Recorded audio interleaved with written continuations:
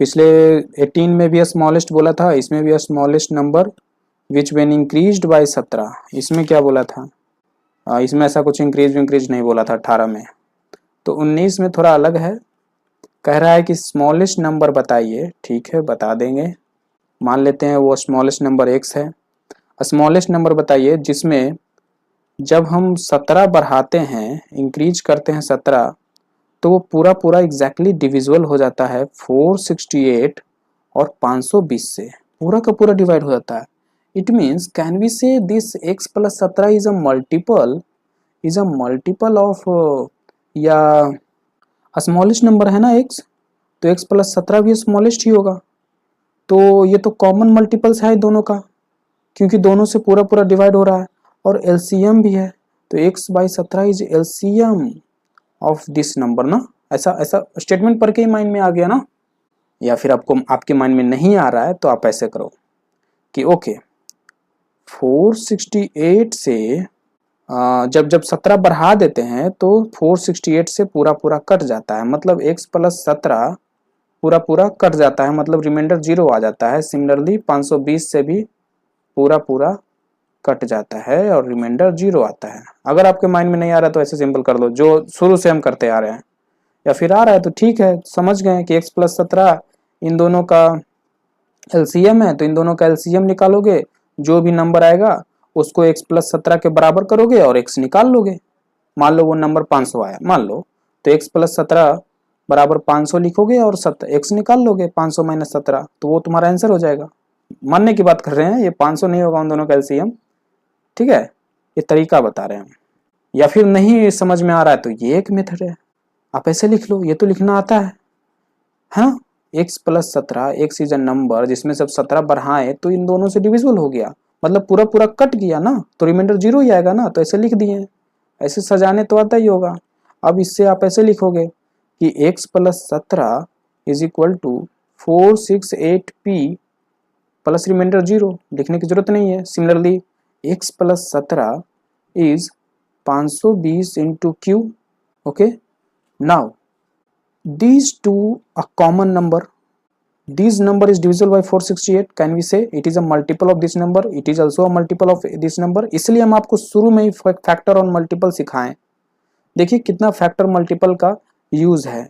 जब हम याद करो, शुरू में फर्स्ट लेक्चर में हम स्टार्टिंग ही किए थे, तो इस तरीके से बताए थे कि 8 बराबर 4 इंटू 2, और here we can say 4 is a factor of 8 because 4 can divide, and it is a multiple of 4 because 8 can be divide, है ना।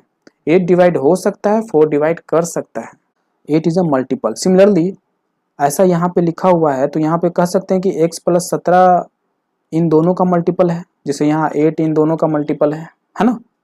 तो और कॉमन है, तो x plus 17 is a common multiple of this two number.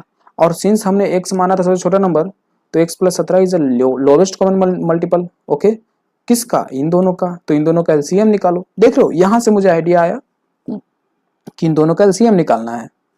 अगर आपको समझ में आ रहा है तो आपको यहीं पे आइडिया आ जाएगा क्वेश्चन पढ़ते ही। नहीं आ रहा है तो आप ऐसे करो। तो इन दोनों का एलसीएम निकालते हैं। एलसीएम ऑफ 468 एंड 520, 468 एंड 520 का एलसीएम निकालते हैं। कैसे निकालेंगे? तो सिंपल ये मेथड अपना लो। 23 दूनी 46, 4 दूनी 8, 26 दूनी 52, फिर 2 से 11 दूनी 22, 7 दूनी 14, 11 दूनी 22 तक 23, 13 दूनी 26। यहाँ खोज रहे हैं कि इन दोनों को कौन सा ऐसा नंबर है जो इन दोनों को काट दे, है ना। यही खोज रहे हैं ना। दैट इज अ फैक्टर ना, हाईएस्ट कॉमन फैक्टर ना। तो 117 और 130 कॉमन फैक्टर निकाल लो। कैसे निकालेंगे? इस तरीके से डिवाइड करके, एचसीएफ निकाल के। देख रहे हो, अब हम कहाँ खोजने चले जाएं? समझ रहे हैं मेरी बात को? तो 1 से लगाते हैं और हमें एक नंबर मिलेगा which is a divisor of both these number, और वो हम यहाँ रख के फिर आगे प्रोसीड करेंगे। तो एक बार में ये 13 हो गया, 13 9 17 से, है ना। तो 13 इन दोनों को काट देगा। देखो कितना जल्दी हो गया। तो देखो मैथ्स में अगर आप तरीका जानते हो तो आपके लिए बहुत आसान हो जाएगा। तो 2 इंटू 2 4, 4 इंटू 13 52, 52, 52 इंटू 10 520, 520 इंटू 9 9 दूनी 18, 9 पचे 45 एक 46, 4680. It is a LCM of whom in with these two number, है ना। और इन दो नंबर का तो LCM ये भी था ना, तो इसको हम x प्लस 17 से इक्वेट कर दे, कोई दिक्कत। और यहाँ से x निकाल लें, 4680 minus 17 which will be 80 minus 10 70, 70 minus 10 70 minus 7 63, 4663। सो 19 का ये आंसर हो जाएगा 4663। ओके, आई होप आपको ये समझ में आ रहा है, मजा आ रहा है लेक्चर में।